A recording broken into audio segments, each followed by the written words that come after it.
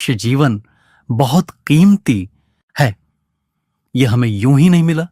संत कहते हैं कि यह जीवन असंख्य जन्मों के बाद मिलता है, लेकिन दुर्भाग्य की बात है कि मनुष्य इस अनमोल अवसर को संसार के छोटे छोटे सुखों में खो देता है।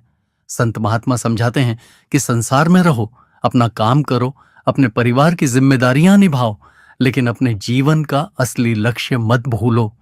हर दिन थोड़ा समय उस परमात्मा को याद करने में लगाओ। धीरे धीरे वही याद आत्मा को भीतर की ओर खींचने लगेगी। जब ध्यान आंखों के पीछे इकट्ठा होने लगेगा, तब उस अनहद शब्द की धुन सुनाई देने लगेगी और वही धुन आत्मा को अपने असली घर की ओर ले जाएगी। संत महात्मा कहते हैं कि यह रास्ता बहुत प्रेम का रास्ता है। इसमें कोई जोर जबरदस्ती नहीं होती, इसमें केवल प्रेम और समर्पण होता है।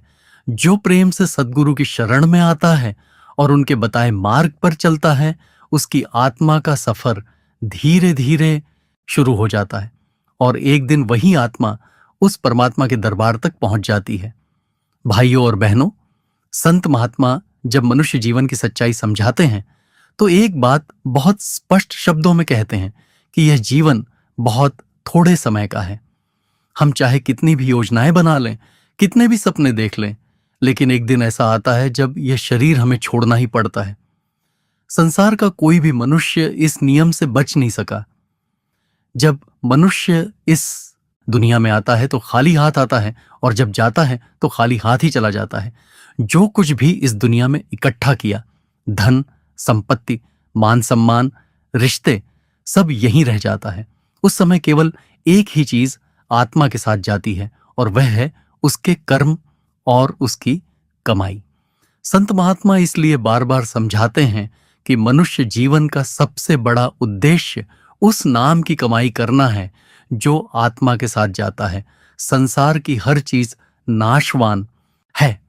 घर भी एक दिन छूट जाएगा, शरीर भी एक दिन छूट जाएगा, लेकिन जो नाम की कमाई है, जो शब्द का सहारा है, वही आत्मा के साथ आगे चलता है।